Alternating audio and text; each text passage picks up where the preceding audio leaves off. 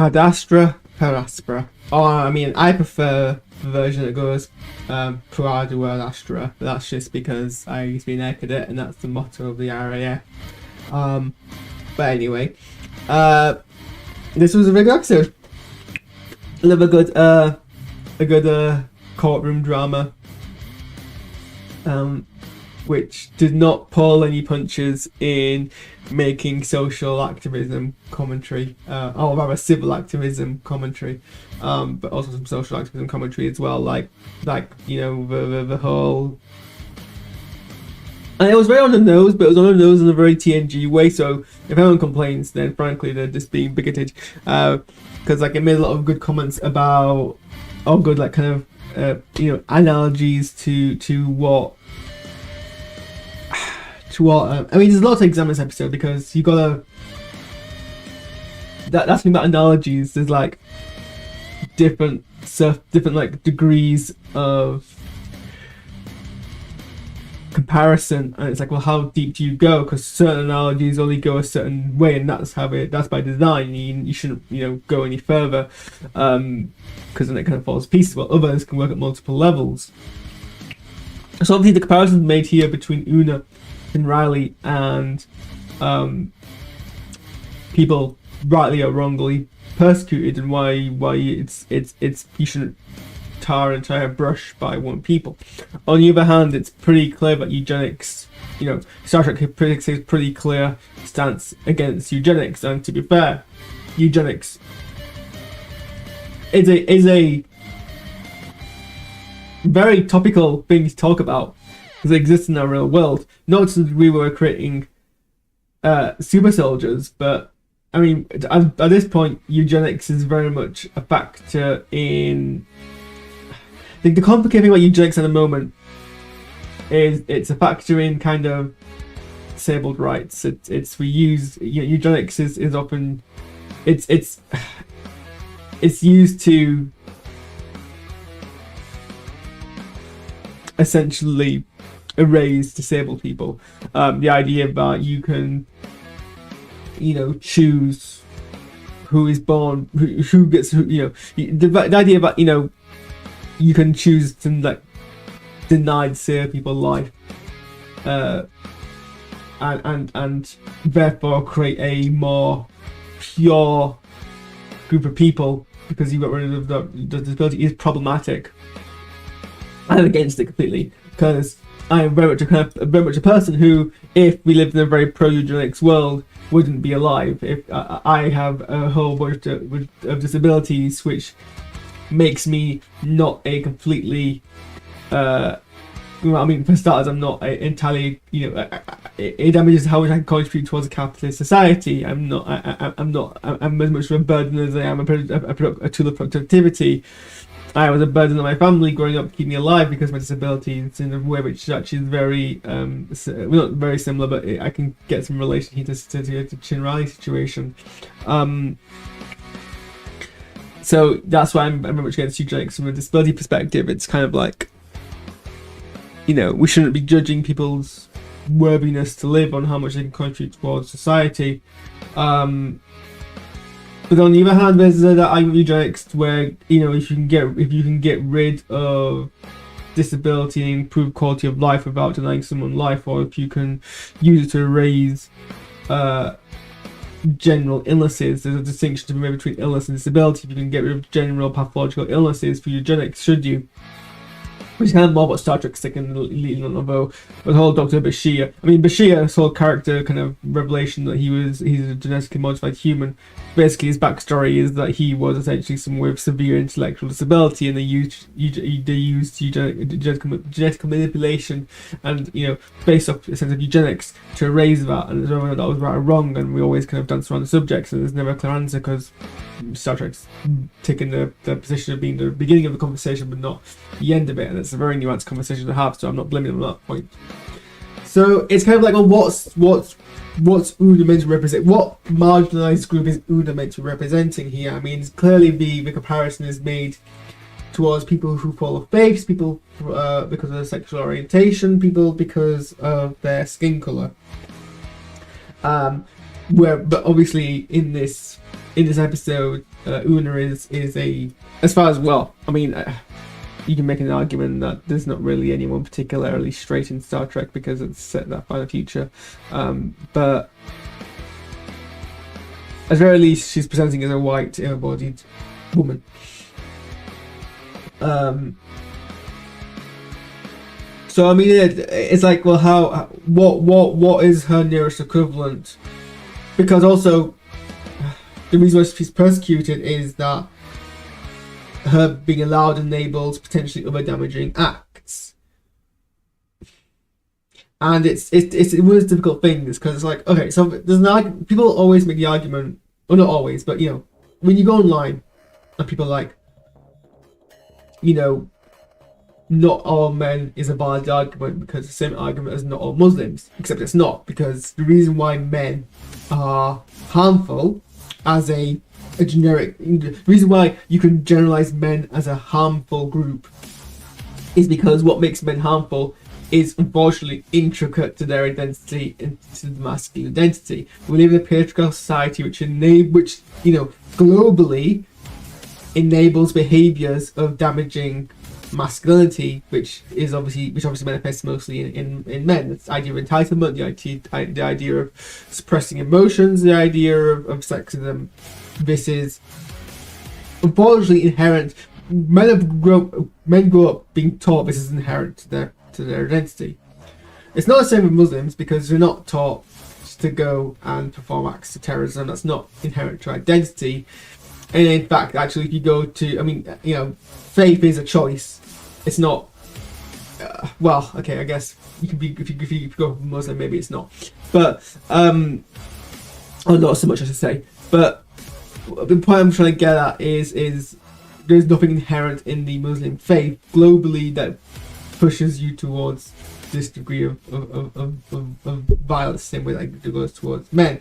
And all the things that we see of people who are identified as Muslim committing acts of violence is very much against the grain. It's very much against teachings of Islam. It's very much against the philosophy.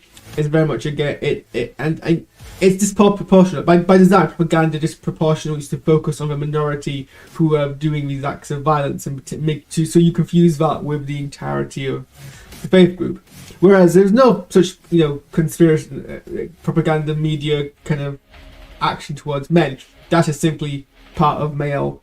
Well, you know, patriarchy isn't a constructive political movement. It is, well, I guess it is, but it's very much an institutionalized one. Whereas a lot of the political stuff that happens with people with certain faiths is deliberate. It's kind of, I'm getting our point here, is very much going. But this one of the episodes that make you think about. So, what is the question I've asked is, what is Riley meant to be representing in this episode? Chin Riley meant to be representing in this episode exactly? It's not entirely, I don't think, clear. And maybe this is which you know, maybe you have to be a bit more of a sociological person than I am, or whatever, to kind of get it. So I guess we really look at it as a surface layer where we're using this just to make some surface layer commentary about activism, and in that sense it does it fantastically. You know, the councillor makes some brilliant points about, you know, is it right to be this way to someone, because, and you know, made a good point about how, you know, laws aren't necessarily just. I think ultimately we don't have to address the issue, because we get the kind of third act twist where the entire time she was trying to deliver that piercing blow of getting the prosecution to essentially admit that through their own arguments the commander had applied for asylum, and therefore as an asylumee, what do you call a person with asylum?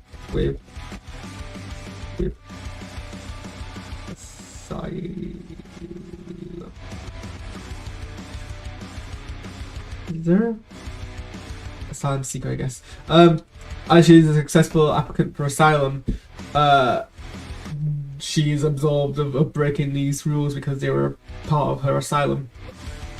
And and so we don't have to just see. But I think that's actually kind of a clever twist.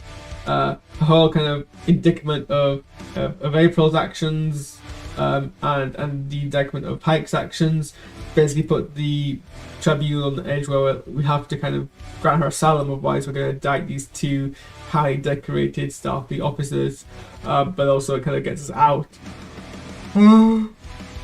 As making Riley as an exception rather than as a rule. So I felt it was a good twist. I felt there was some really good acting from some people. I think the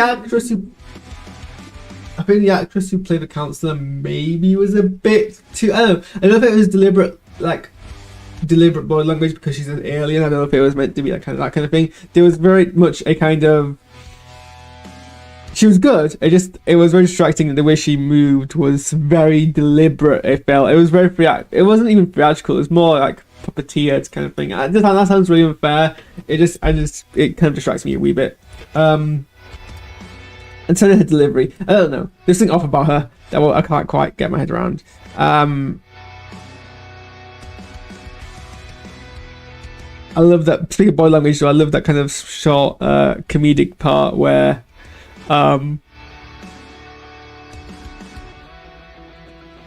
That's like a kind of comedic bit where the two Vulcans are staring off at each other, not being very kind of what's the word, stoic, and Dr. Mbemba's like, oh, but that's them being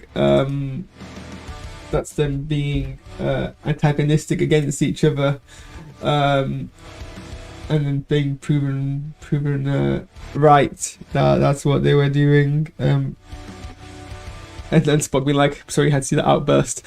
That was really funny. I did like that.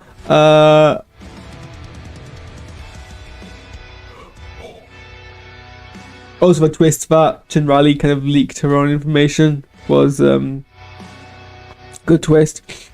The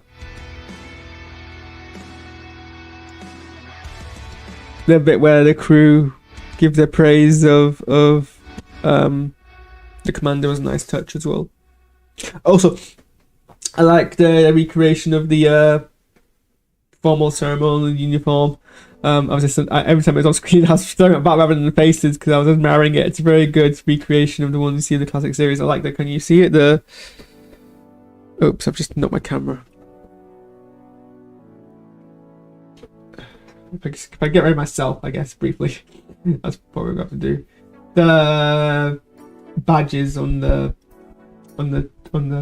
chest. It's a good kind of recreation of the ones from the original series. I did like that. Anson Mount does a good job this episode as Pike, because he doesn't have much to do in terms of like dialogue, but like just like his face watching the court scene. That was really good acting. I liked that. What else?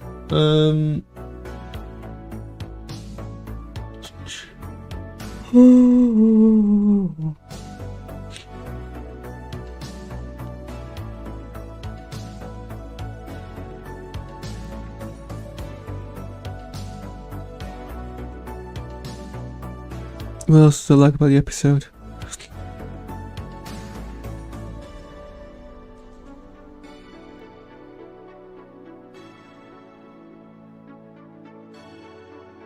What's the Vulcan's deal? Where have we seen him before? I can't remember.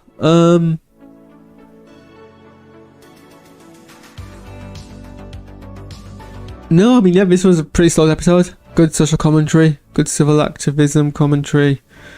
Oh, what else did I like? There was a bit at the end I really liked as well. I can't remember what it was now.